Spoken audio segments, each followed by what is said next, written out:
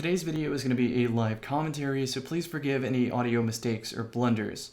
Anyhow, the idea of today's vid is how whenever I log into Destiny 2 to play PvP, the first thing I do is use my item manager, the loadout function, to send 8 weapons to each weapon slot. I feel that the combination of these 24 weapons leads to a multitude of playstyles that remain highly competitive. I'll also be talking about my specific armor traits across my Warlock, Titan, and Hunter. To answer a common question immediately off the bat is if I main a subclass. I don't main a subclass, but I'm particularly fond of the Attunement of Grace, Center Tree, Dawnblade. But if I had to answer truthfully, it's that I play whatever subclass my team wants me on, / whatever gives my opponent the most trouble. But if you catch me playing a typical match of Crucible, I'll probably be on the healer, because I enjoy it the most. Anyway, let's talk about these weapons. I want to talk about why each weapon has value in these 8 slots. It's 8 out of 10. The reason that I leave 2 empty slots is so in case I get a reward, an engram or something, I can immediately look at the weapon and choose to keep it or dismantle it. This is my standard go-to bread and butter loadout. Bite of the Fox, Not Forgotten, Tear and Win. I'll start by talking about the Not Forgotten in depth. It's a 180 RPM hand cannon, so normally this archetype kills in 4 shots, but the Not Forgotten will do it in 3, maybe even sometimes 2 shots under perfect circumstances. The perk Magnificent Howl reads, rapidly landing 2 precision shots grants a short period of bonus damage until your next kill or miss. The Not Forgotten has a brother weapon, the Luna's Howl, which instead of having enhanced range, Luna's Howl will give you more stability, handling, and reload speed. But to me, the extra range is valuable, so I'll deal with maybe a wonkier recoil pattern in exchange for more range. I just have to learn to control it, which I certainly have.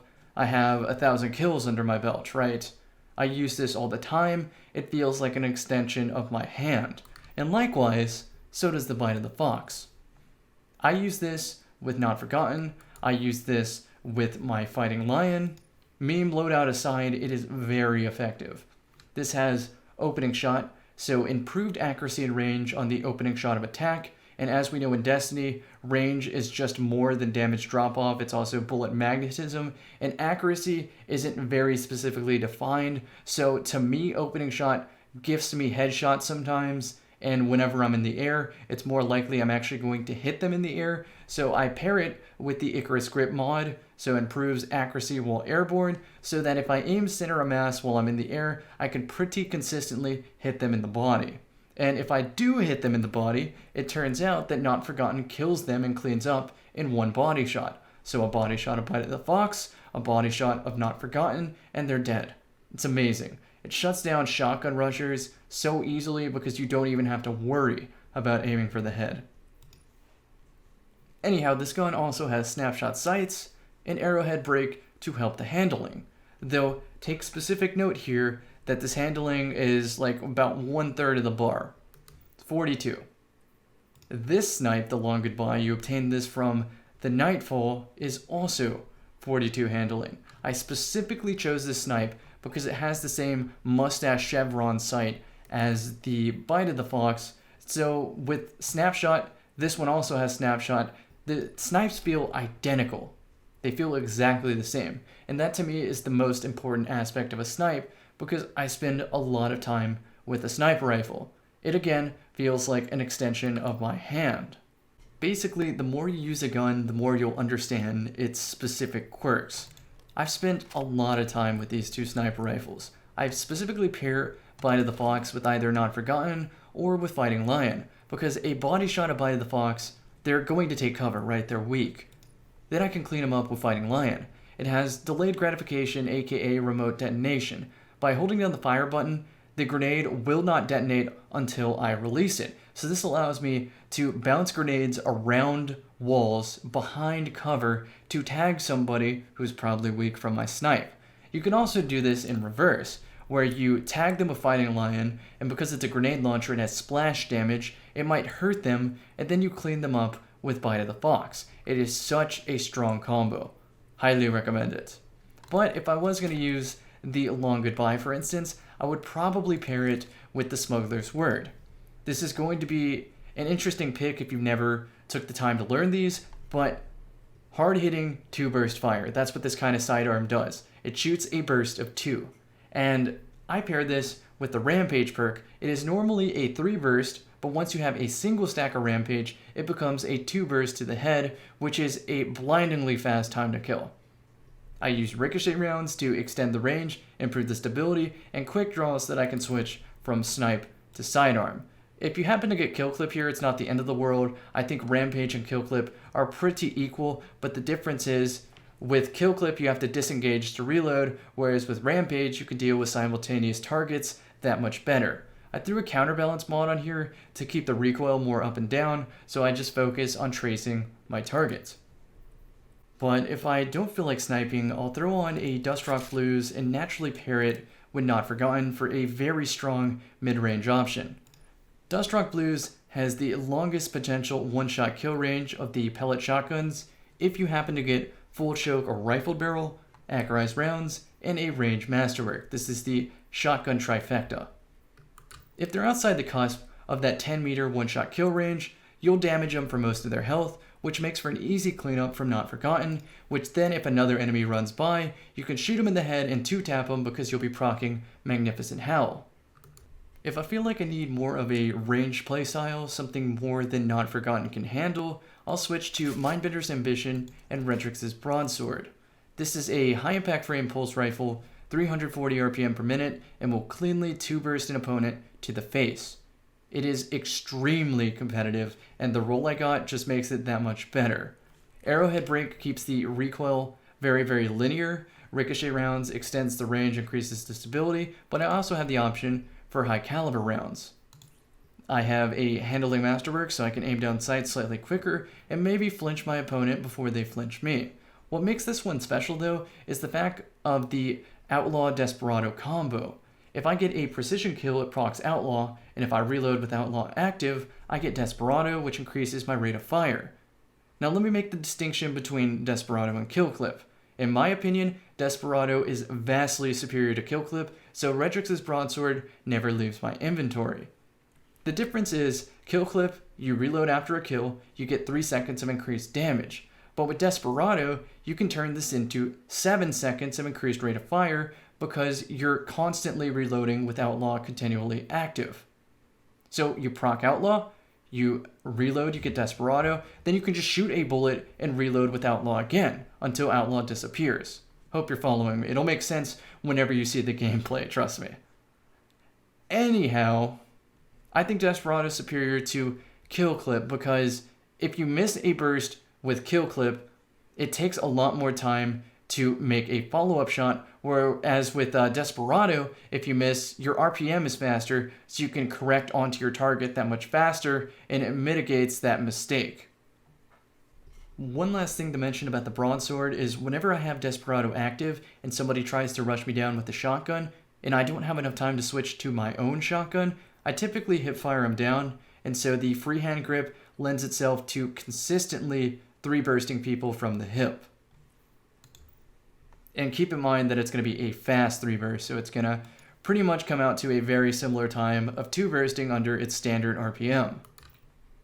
I pair Redrix's Broadsword with Mindbender's Ambition. If I had to go apples to apples with the Dustrock Blues, I obviously prefer Dustrock Blues, but the problem is Redrix's Broadsword doesn't exist in the energy slots, so I have to make do with the next best option, which for me is Mindbender's Ambition. And yes, I could get a retold tale with comparable perks to Dustrock Blues, but I still think I want to pick up Mindbender's Ambition just to have a little bit more variety in my loadouts so that I can deal with more situations.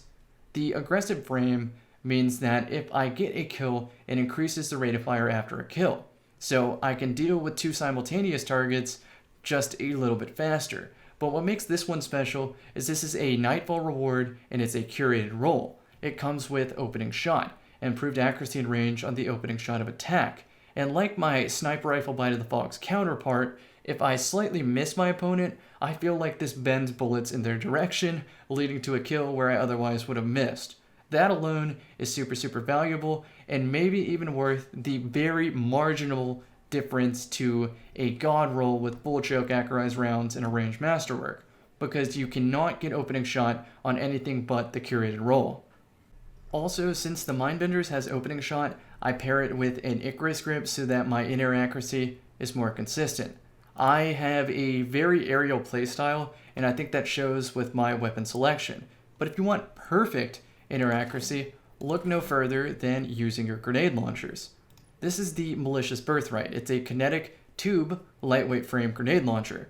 Now, the big drawback of these kind of grenade launchers is you shoot one bullet and you're forced to reload, but not with the auto-loading holster. You have an option between 3 different types of grenades with this gun depending on your random roll. I have the option between concussion and blinding, but if you got a different roll, you would even have proxy dent, proximity grenades. I prefer concussion because of the concussion effect, so that's why I farm the Nightfall for this particular roll. Grave Robber isn't too useful and it rarely comes into play, but I mean, I don't forget it's there when I use the gun. So this is a very awesome weapon to have. It's just a flex option whenever you want to pair it with Fighting Lion and another grenade launchers. You can just cycle between the 3. Now, I haven't mentioned my power weapon yet, the Terran Wind. I specifically use this one because of the remote detonation perk, which coincidentally is also on my Malicious Birthright and Fighting Lion. I love remote detonation because you can tag people behind cover. Quick Draw also helps with this playstyle of switching between 3 grenade launchers. If you start with Fighting Lion, the new catalyst will give me enhanced handling. So I take that enhanced handling and I switch to the Malicious Birthright. Then I shoot that, auto-loading holster comes into play, and then I quick draw to my Terran Wind if I have the power ammo picked up. Then I use this to pick up an easy Rampage if they didn't die from the first 2 grenade launchers, and then I use that Rampage to get even more blast radius and a more consistent kill. But if I don't feel like using my grenade launchers, I have so many more options in my inventory. A similar loadout to what I was running with Smuggler's Word and Long Goodbye, but with more range, is going to be Bad Reputation plus Bite of the Fox. The difference between Not Forgotten and Bad Reputation is that Bad Reputation with kill clip is going to have a much more consistent, faster time to kill in close quarters. And on some maps like Endless Vale, I almost prefer Bad Reputation over Not Forgotten. Especially since this one has ricochet rounds, you can of course clean up people around corners. I have 2 of these, but I prefer my version with Zen Moment over Slide Shot because of the masterwork for range. So to me, this feels like a poor man's auto rifle, like a poor range auto rifle, but a extremely long range submachine gun. It seems sort of weird to use a submachine gun in the Forsaken, but like I said, on close range maps, this does a better job than Not Forgotten in my opinion, and it's an alternative loadout to using Smuggler's Word and the Long Goodbye, depending on whether or not you want to run an adaptive frame or an aggressive frame.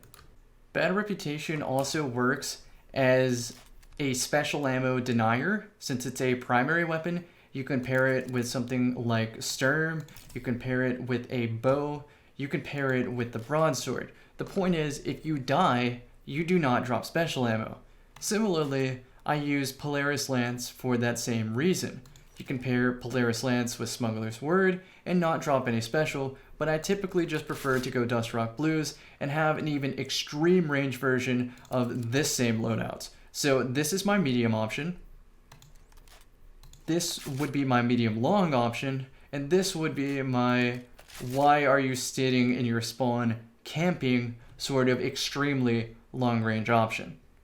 Polaris Lance isn't just for dealing with spawn campers though. It facilitates a guerrilla warfare sort of playstyle where you're just looking to get a headshot and run away. Because whenever you get 4 consecutive headshots, it loads a delayed solar explosive round which burns your target, which allows you to see them through the wall because you can see the little ticks of 6 damage through the wall, which help you line up a shotgun kill from a further range without getting killed. I've spent a pretty stupid amount of extra practice hours learning to use Polaris Lance in almost point-blank scenarios. It's a 150 RPM scout, so that means it kills in 3 shots to the head, which is funny considering that hand cannons that are also 150 RPM like the Dire Promise, have the same time to kill. So if you can learn to use a scout with that intense zoom, higher flinch, and worse in-air accuracy, the trade-off is you potentially have a Dire Promise that can be used at any range. Continuing on with the remaining weapons in my inventory, let's talk about the Aerental Fusion Rifle. The main perk about this one that I like is Backup Plan. It grants reduced charge time and increased handling speed for a short time immediately after swapping to this weapon. And because I have a handling masterwork, I'm able to swap to it so quickly that I'm able to use Backup Plan twice. I'm able to fire both bullets, both bursts of this gun with the Backup Plan active. So I get 2 fast charging shots. But it gets better. Under pressure, improves stability and accuracy as the magazine gets lower. Since this is a special weapon, you always start off with 2 bullets. Its magazine is 5. So under pressure is immediately active every time you spawn up, and you get to shoot both of those shots almost immediately to better deal with simultaneous targets. Liquid coils means more damage, the flashlight means highlighting your enemies as well as increased range, and a counterbalance stock keeps it up and down. So combining this with the high impact frame, this nature of the weapon, all you have to do is switch from your primary kinetic to your energy fusion, take a knee, control the recoil, and snap to 2 different targets. It's really that simple. I like pairing this with Sturm. This is going to seem like a very strange one because normally you see Ace of Spades in this slot, but I stand by Sturm being the better option because Not Forgotten. Not Forgotten to me is superior to Ace of Spades whenever I use it because I like to force myself to hit 3 headshots, and Not Forgotten is more consistent in the air. But you can't use Not Forgotten in the kinetic slot, which is why I like Sturm. If you get an energy weapon kill, doesn't matter what kind of energy weapon, Sturm has the potential to 2-tap because it does 95 damage to the head, which can deal with, I believe, 3 Resilience Guardians. So if you notice that you're running against players who use 3 Resilience, you get an energy weapon kill, and then you can 2-tap with Sturm, which makes it a lot more comparable to Not Forgotten. Whereas with Ace of Spades, you wouldn't get the 2-tap, and it's a 140 RPM. And it requires Memento Mori. I just prefer Sturm. If I had the option, I would also load up Drang so I can have a special weapon denying build, but for now, I think it's more important to have the Aerental because it melts people. But if you don't want to run Sturm, you can of course run Redrix, but since you have the exotic slot open and you're not using any of your power weapons, you might as well go for Telesto. Telesto has no range drop off for a fusion, and the bolts stick to surfaces, so you can get some absolute monstrous speeds with this thing, and it lends itself to playing very, very well in objective modes where someone maybe has to defuse a bomb or capture a flag. Also, Chaperone here. I'm just going to go through my remaining weapons with no rhyme or reason. Chaperone is like Dustrock Blues except more range because it shoots a precision slug. So naturally I'm going to pair it with Not Forgotten. This is an enhanced version of this loadout with the caveat that you have to aim better. So if my aim's not feeling good, I'll throw on Dustrock Blues, but if I feel like human aimbot, then I'm going to throw on Chaperone. But if for some reason I want to open up the exotic slot, Dustrock Blues goes back on, and suddenly I choose an exotic weapon. I'll probably choose Wardcliff Coil because it's a rocket launcher that has the potential to hit targets on opposite sides of you because it fires a volley of rockets. So at the beginning volley, you can aim in front of you and then snap 180 and fire the remaining volley of the rockets. And you get 2 ammo per pickup, right? A power ammo pickup. Wardcliff Coil makes more use of that too than any other rocket. But if I had to use a legendary counterpart, I want to use Sleepless because the blast radius is high. Cluster Bombs does have a chance of killing somebody who you splash nearly to death with the rocket, and Kill Clip makes the splash of the second rocket that much more consistent. I might go for Auto-Letting Holster here if I get a better roll in the future, and I would appreciate a blast radius or velocity masterwork, or whatever it's called. As far as the mod goes, I don't really know what's valuable here. Probably nothing at all, if I had to guess. Anyway, more on my power weapons. I always keep a tractor cannon in my inventory in case I gotta deal with a roaming super like Middle Tree Voidwalker. If I see a team in competitive is using a lot of arc striders or void walkers or something like that, I make sure to use tractor cannon and use my super to secure tractor cannon. That way if they want to counter super, well, I have an answer for them. If it turns out that I prefer using Dust Rock and Not Forgotten instead of Chaperone, then I'll just almost default to using World Line 0 because it gives me third person whenever I hold the sword out, in addition to giving me the bonuses of World Line 0 teleporting. But as soon as I get the Black Talon, do I actually own that in the exotic? Can I see it? As soon as I get the Black Talon, that is going to replace the World Line 0. And finally, this is the Colony. I use this in the competitive playlist because the spiders automatically track onto people, making objective play very, very easy because to dodge a Colony spider, you predictably have to jump into the air. So if you base this playstyle around obtaining Colony, shooting Colony at the objective, and then aiming with like a sniper rifle or fighting lion in the air. Did I say fighting lion? I know you can't like simultaneously have Colony and fighting lion. I meant to say malicious birthright. If you aim like a malicious birthright or snipe in the air while they're jumping away from the Colony, it makes for a very easy cleanup. Not to mention that the Colony picks up 5, whereas a normal grenade launcher like my Terran Wind will only pick up 4. And finally, I have a Crooked Fang and a Standard Sword just to give me more flexible options. I like the Crooked Fang because of backup plan, which is it almost feels like a sniper rifle, but you still do have to do that bare minimum amount of tracking and charging. I have Threat Detector on this because I use Threat Detector as an additional means to gather information. If I see Threat Detector pop up on the bottom left of my screen, that alerts me that an enemy is near me. Maybe I'm smoked, maybe they're invisible, maybe I can't see them on the radar because they're crouching. Threat Detector lets me know they're there.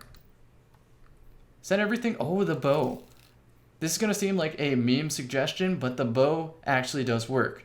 This is the even more extreme version of Polaris Lance. And I'll combine the bow with Not Forgotten, so that I shoot him in the face, clean up with Not Forgotten, maybe get a mag howl. Or I'll combine it with Bad Reputation, same thing, pick up a kill clip. Or I'll combine it with a shotgun, just so I get instant kill. So this is a team shot weapon in my opinion. These perks seem like they're counterintuitive, but they actually end up working very well. Hipfire Grip makes it so that I can keep my radar open and deal pretty consistently with close range targets from the hip, whereas if they're very far away, I can snapshot, and since I aim down sights faster, there's less downtime between, I can aim better. Hope that makes sense. My voice is kind of dying from doing this all in one take, so now I'm going to talk about armor. My standard loadout involves the Stag. This one has enhanced hand cannon targeting, and as soon as I get one with remote connection, I'm set. I'll have 2 Stags, but I'll switch it between this helmet with remote connection because I crutch off my sniper rifle. I have super mods on most of my pieces because I don't really find value from anything else when I can just have a faster super, and it pairs between all 9 subclasses very, very well.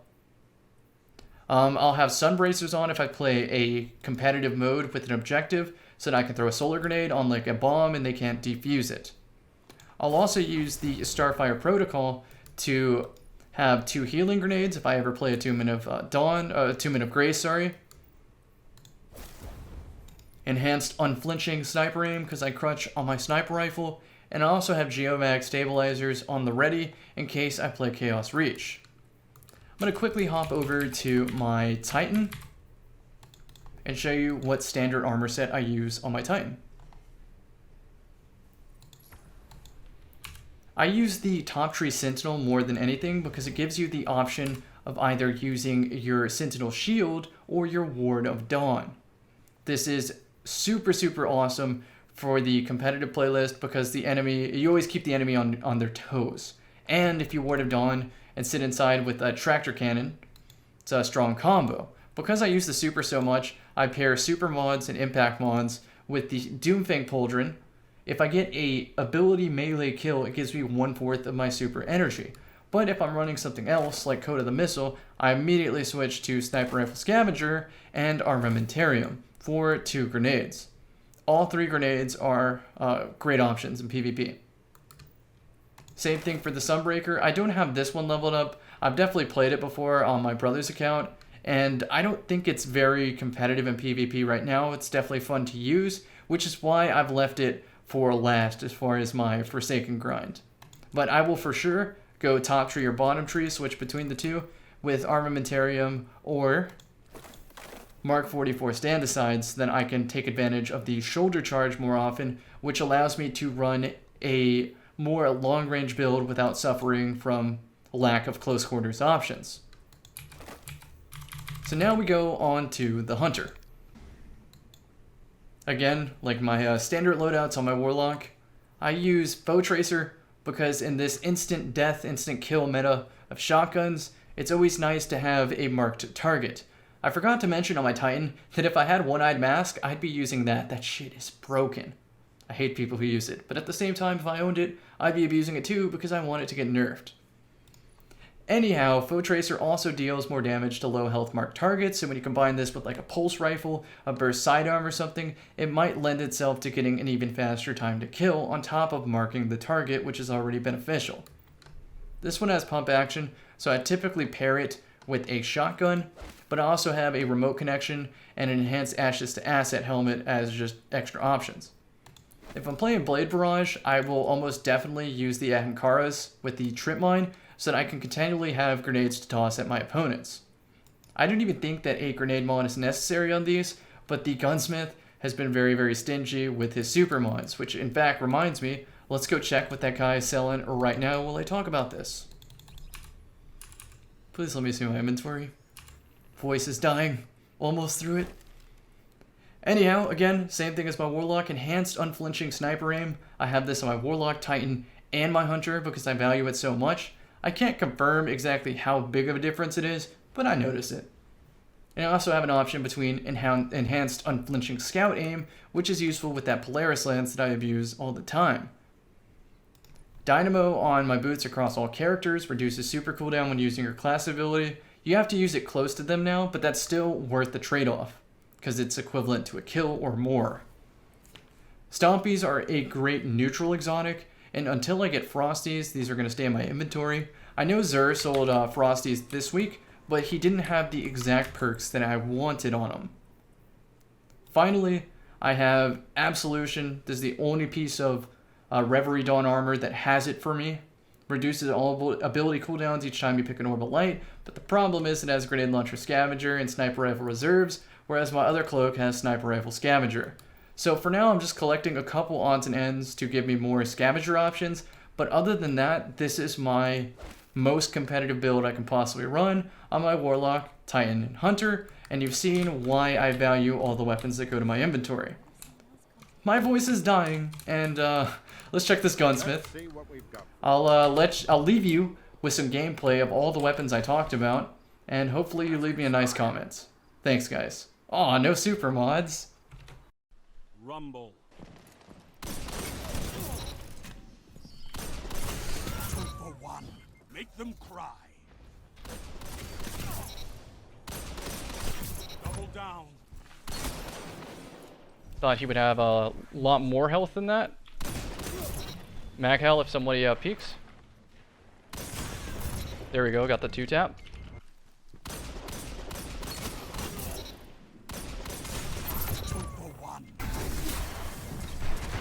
Oh no, almost. Oh my god, that's hilarious. I missed the sword, but that ended up dodging both of his shotgun shots. That's amazing. Mag hell time.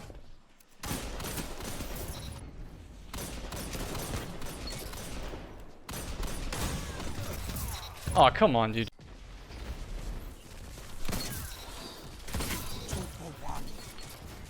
Ah, oh, robbed.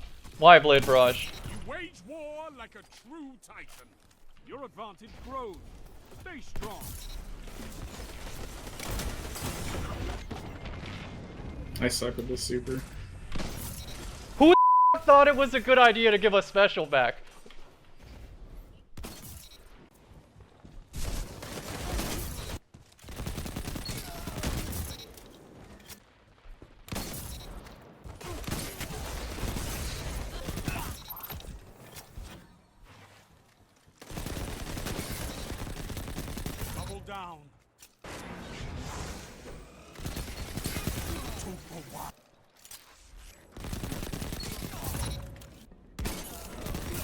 amazing!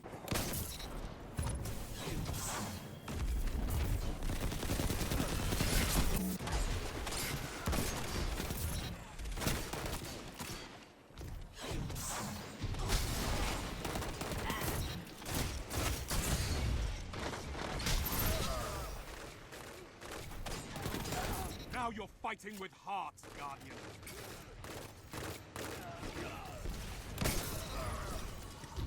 Double down. You're getting stronger as you fight. I love it.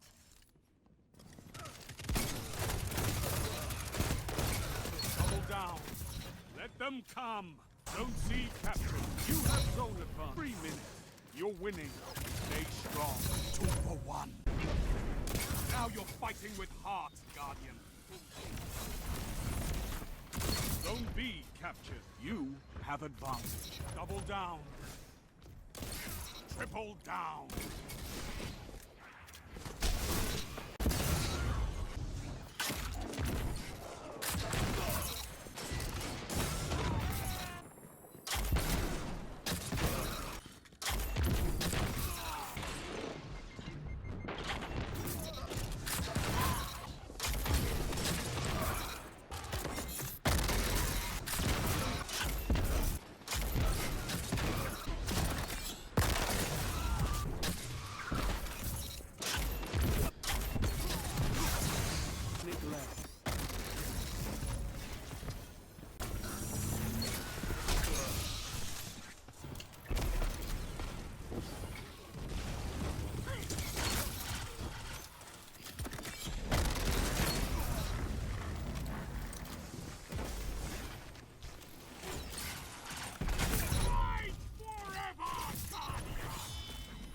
Double down. The Desperado. Maybe I can ricochet into him? Double down. Fought like a titan of the first pillar. A well. Anyone else? Victory. Yes, one more. Zone A captured. Enemy claims Zone C. 2 for 1.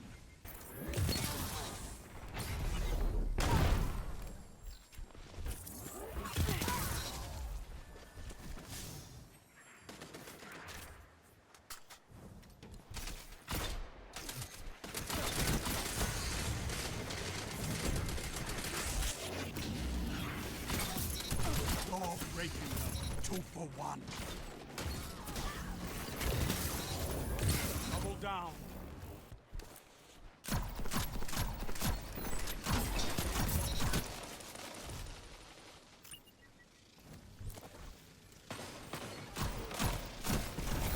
Double down. Triple down.